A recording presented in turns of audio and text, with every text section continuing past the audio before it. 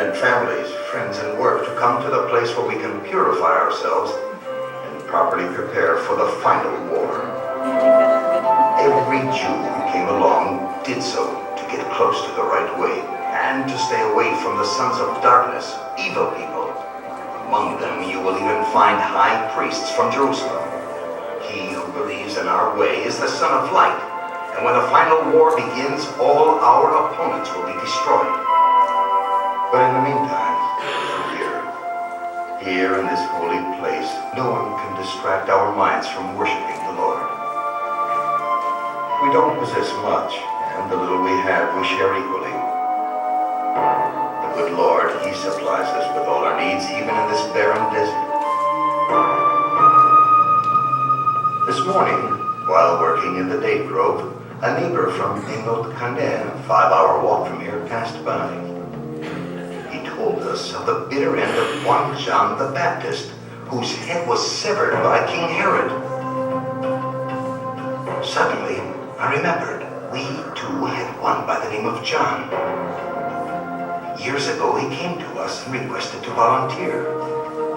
Each new candidate undergoes a thorough examination and, once accepted for a season of study, joins us in work as well.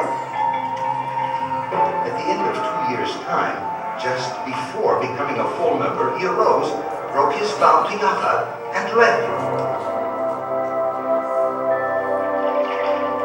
Twice daily, we bathe together in the purifying bath in order to be sanctified in the pure waters. After bathing, we gather together to dine. First, we taste from the pure bread that was prepared for us by the high priests, and then from the wine. When we went for our evening's toil, we inscribed the high priest's words describing the Lord who created the spirits of light and darkness, and thereupon based every deed. The first was greatly loved by God, each of its actions desired. The second, and all that it encompassed, He despised forever. At the end of a day's work, we bathed again, and after purifying ourselves, gathered together for the evening meal. We dine in reverent silence, even when troublesome thoughts prey upon us. After the meal, I arose and asked for permission to speak. Could it be that the man who was murdered, of whom we heard from the passerby, was the same John that was with us and then left? It is not the same man, replied the high priest, and in truth we would be better employed in the studies of the Holy Scriptures rather than wasting our time in the idle talk that spoils the spirit of Yahweh. The wrath that ensued was so great that a remark was noted in the book in my disfavor. After having been punished, things calmed, and we resumed our studies as we do every night until a third of the night is past. But of these things I am not permitted to tell you. We may not reveal our secrets to anyone. Only we, the sons of light, are allowed to share the secrets of Yahweh. This alone may be revealed. All is predestined. There is no free will. Even before the time of creation, it was inscribed that you, somewhere in the future, would hear and see these words. It is God's wondrous plan that brought you today to this pure and sacred place. And God willing, perhaps the secrets may be revealed unto you.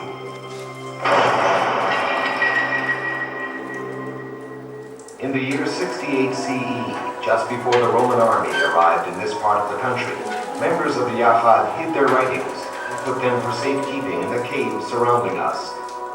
Only 1900 years later was the treasure accidentally found inside vessels like those you see before you.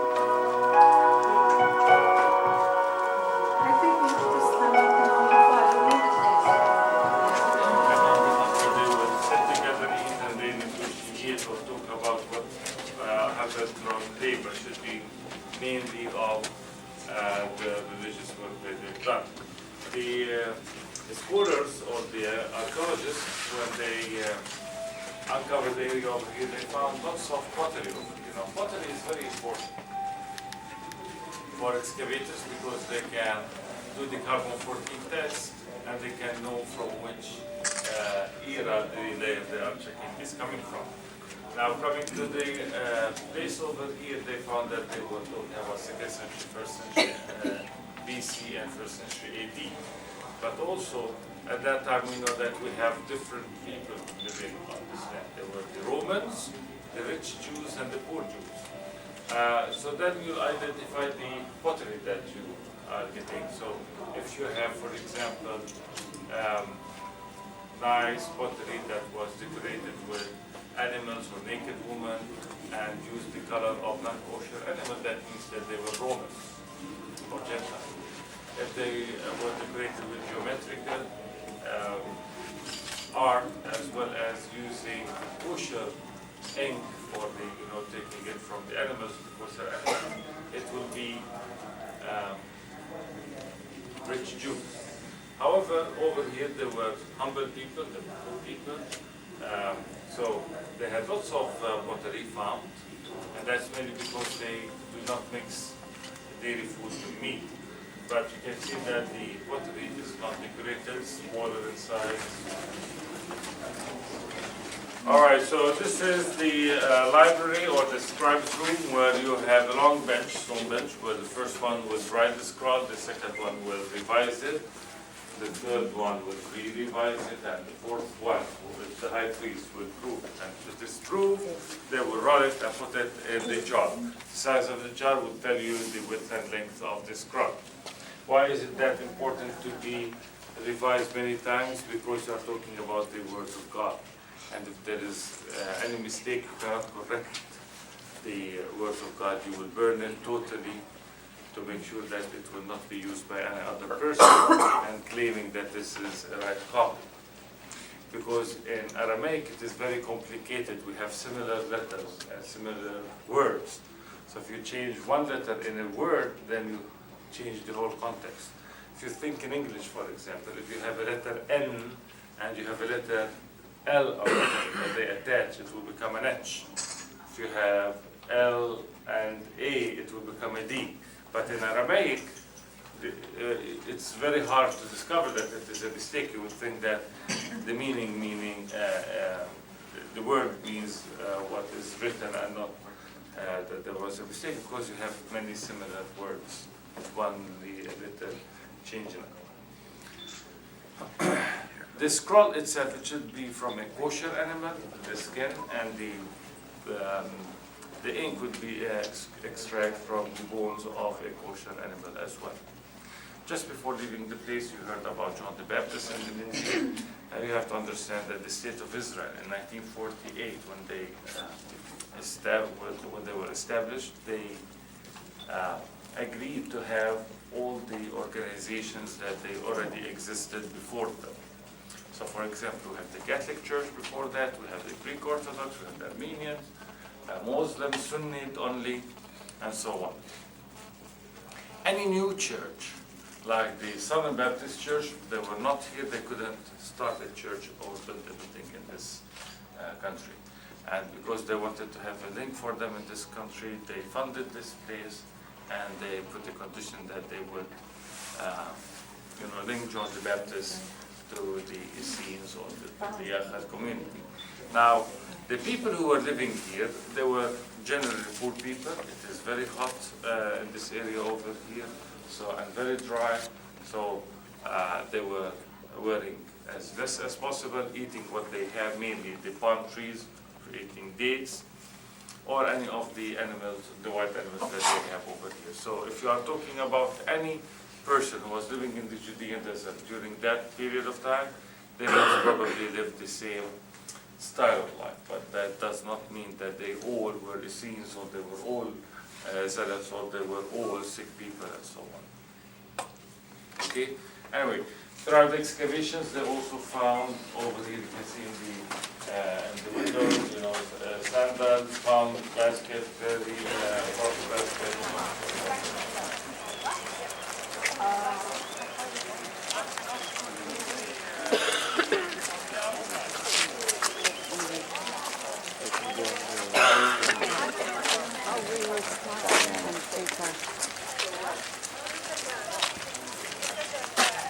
They were to dry it and so on. They had the place where they would raise their sheep. Their own kitchen, their own place where they would hide their money and so on. The only thing that you will not see is bedroom. Why? Why? Oh man. When we were going to different places in the land over here, I mentioned several times for you that people were living in caves. Caves. Even rich people, even Caiaphas' house, we went to a cave. The house was built later on top of it. But in the first, second century BC, all people were living in caves, and then they started building the stone houses with the palm branches covering the sea. So those humble people, those people who are dedicating to their life to God and to the work of the religion, they wouldn't build fancy rooms for themselves to have a better standard of living or quality of life. Instead, they were living in those caves that you see around you. And then when you want to come into the community in the morning to work, you have to immerse yourself into the mikveh to be purified, and then before you eat, you will also purify yourself. So, we will walk now slowly, look around you. Over there you have a tower. Now this tower was not only for enemies, because those people were not warriors, they were not army people. The tower is mainly to protect them from wild animals, especially non-kosher animals, because all this region was dedicated to religious work and Bible study. So they have to be 100% purified, and they wouldn't allow, for example, a wild pig to go through the community over there. Okay? Well, pigs do not go We'll through. walk slowly, and where we have They eat them, so.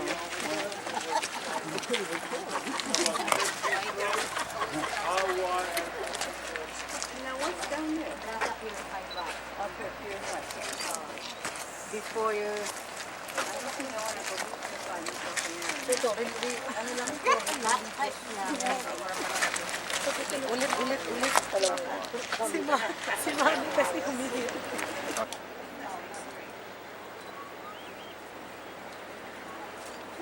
Hi. Taking camera there. Good morning. Walang ibang choice kundi go ahead, whatever you can catch and edit it later. Ready, 1, 2, 3.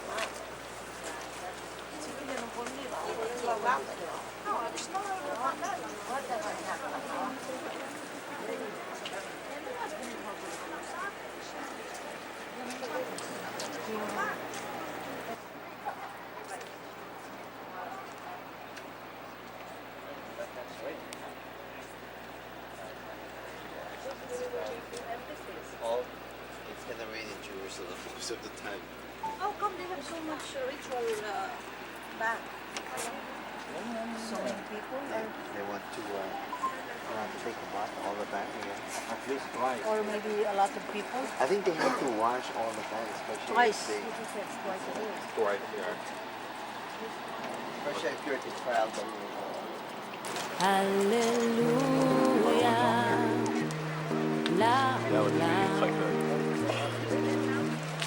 Hallelujah. Yashiru kulam.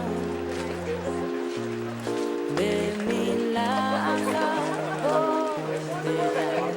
Halev male bahamon toda. Veholem gam hu eze olam. A site called Qumran, from where the word came. Now, Jericho is considered to be the city of the moon, and that's because it is about all year round sky, clear sky, where at night you can clearly see the moon all year round. And even the Greeks believed that the goddess of moon lives in Jericho. Now over here we have the same atmosphere, the same sky, where we see the moon on top all year round. Moon in Arabic called Qamar, or Aramaic or Hebrew. But over here you have the Dead Sea, so you have the reflection of the moon in the sea, and that's why it is called Qumran, two moons. Okay? All right. Now, those people were writing the Bible, mainly because they were afraid that people who were memorizing the Bible from generation to generation, they might change the words without knowing that. So they wanted to have it a physical copy. And that's why they started writing not only the Bible, but also some other teachings.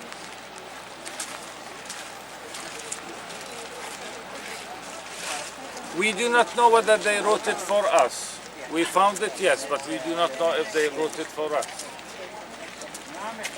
In the 70 AD, Jerusalem fell under the Roman destruction as well as the temple. For the Romans, those Europeans, it was harder for them to fight in the Judean desert because it is really hot. In the summertime, over here it will be 125 degrees Fahrenheit or reaches about 50 degrees Celsius. So that's why when you read the history, after 70, 71, 72 they were here, 72, 73 they were in Matsada. So they were going year after year in the Judean desert. The people here, they were not joining the revolt, and they were not worried. But when they saw the Romans coming here, they knew that they, in the eyes of the Romans, they are Jews and they would defeat them. So they left the place, and they were invaded by the Romans. So we do not know whether they hide the scrolls here and run away, or it could be that they were putting them in those mountains, caves, mainly because they didn't believe in the temple in Jerusalem. And when they wanted to pray, it could be that this area was considered to be the Holy of Holies for them. So, by mistake, these scrolls were found. They were found by a Bedouin who was 14 years old, a teenager, and he was bored. He started throwing stones in a cave where he heard something broken. Now we have this bad tradition that mothers, they say frightening stories to their kids before they sleep. They tell them that if the monster will come and see any color in white, he will eat. So that the kids will close their eyes, and that's how they fall asleep quicker. Okay? And those monsters, they are living in caves. So that poor child, he thought that he broke something important for a monastery. So he went running back to his tribe, to his uncle and father, where they were living in southeast of Beit Sahur, so where we had dinner yesterday, further to the south and east. He went there, told them the story. Of course, they came with him so that to assure him that he didn't do anything wrong. When they entered into the cave, he saw broken jars. He was happy, he was relieved, and also the family were happy because they found fortune. What did they find? No, leather. So they took the pieces of leather that they found and they went to Bethlehem to a shoemaker to make sandals of it.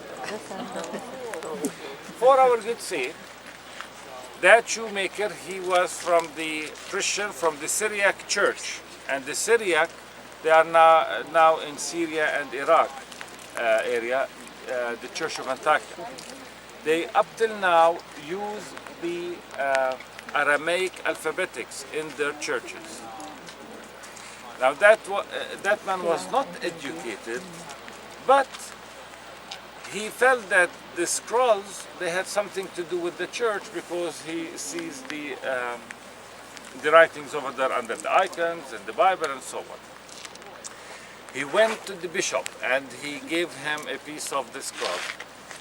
And he asked him about what is written inside, and the bishop assured him that this is a piece of the Bible.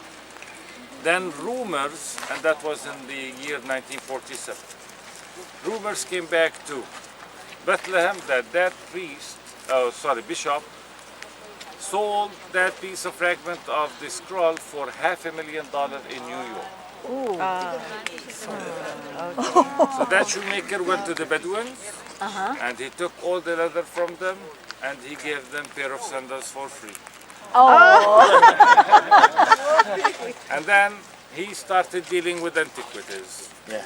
If you search of the Dead Sea Scrolls, you see his name Khalil Kando. Kando is an Aramaic word of a shoemaker. In Arabic, a shoe in Arabic is kundara. So it's even, because it's a Semitic language, we are carrying the same words with little differences. Okay, so that man, he was a well-known person of antiquity dealers, especially dealing with those Dead Sea Scrolls. In 1967, or prior 1967, this area was with Jordan, under the Jordanian administration. They did few excavations, but not a lot. In 1967, the second chief of staff in the IDF, Israeli Defense Forces, was Yigal Yadin, who was the first archaeologist in the Hebrew University. After the 6 Days War, he entered in Bethlehem with 6 military jeeps. He went to the house of Mr. Kendo, and we do not know anything about the deal inside. All what we know is that the Dead Sea Scrolls are with the Office of Antiquities in the state of Israel, and Kendo became one of the richest people in Bethlehem. Okay, so in Jerusalem we have a museum called the Israeli Museum, where they have in it the Shrine of the Book. And over there, although when you go there, if you go there, you are not allowed to take pictures. You have to respect the places and go into a religious shrine or worship house. But they are not the originals, they are replicas. And that is mainly because those scrolls were rolled for 1900 years in those caves in this dry weather, that if you just open them, they would crack down into pieces. But if you heard about an exhibition in the States about the scrolls, those are the original ones. That they take them, open them for 2 weeks after they put special substance on it, a chemical substance, and then you can see it, and then they will re-scroll it and bring it back to the Office of Antiquities in an environmental room that is similar to the environment over here in the Qumran area. They found most of the book. The interesting thing is over there is cave number 4. Now we have 11 caves, and those numbers were given by the archaeologists. It has nothing to do with the Essenes or the Yahad community. But the famous one is number 4, where in many books or many articles or even on the internet, the first picture you will see is the picture of cave number 4, and that is mainly because it had the book of Isaiah, talking about the prophecy of Jesus Christ. Now we have the copy of San Jerome in the Vatican, the original copy, 420. But the problem is that we do not have the original books that he used translating it into the Latin. So we have the Latin copy, but we do not have the Aramaic and Greek copy that he used for the Old Testament and New Testament. And then we have in Aleppo, Syria, documents of the Bible, original, that they were 1000 AD, so it was 1000 after the resurrection of Jesus Christ. So, and the one that they found in Aleppo looked the same as our Bible, the same as what Saint Jerome translated. When they found the book of Isaiah from this cave over here, it looked also the same as what we have in our Bible. That's why this cave is famous. Now, some books were not, or few books were not found. One of the well-known not found book is the book of Esther. Some scholars suggested that it could be because it was written by a woman, or it is because it doesn't mention the word God in the book of Esther. What I always say is that what is not found that does not mean that it did not exist, because you have several circumstances that happened in the first century and facing the people who were living here that might led into losing one of the books. So What happened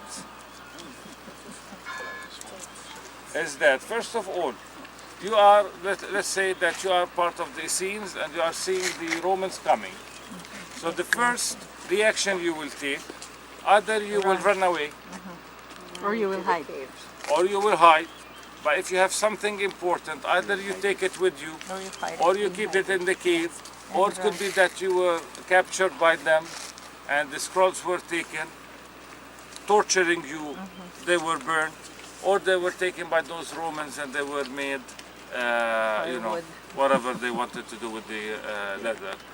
It could be that the Bedouins didn't give Khalil Kando that part without even noticing what is that written in it, just because maybe they were afraid. He gave them two pairs of sandals, maybe they were thinking of getting more. It could be that Mr. Kando, he sold it for somebody. Up to now they didn't say that they have it and so on. So we do not know.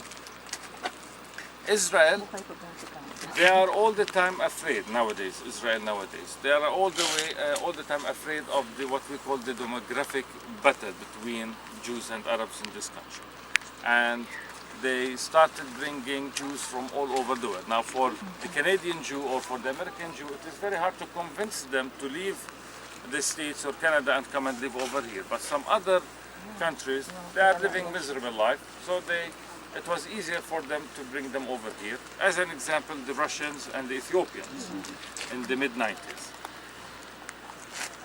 In the late mid-90s, they started bringing the people from Ethiopia. That's why you see lots of black African Jews living in this country. When they brought them, they had a rabbi, or sorry, the chief rabbi. It's the same as the high priest for them. Now the difference is that you don't have the temple. So have a teacher, you do not have a priest. And that's why it is called rabbi or chief rabbi. But you don't have priests nowadays in the Jewish religion community. When they came with him, he had a scroll with him that looked the same as the scroll as they found over here in Qumran. And the people of Ethiopia, they believe that they are the descendants of the people who were living here. So when they ran away, they kept on going to the south and they settled in Ethiopia. Okay? But because in Israel, they have lots of discrimination, not only between Arabs and Jews, even with the Ethiopians. The Ethiopians even think that they are at a lower level of the Jewish community. They didn't, the Israeli community over here didn't buy this story from them. Okay? Green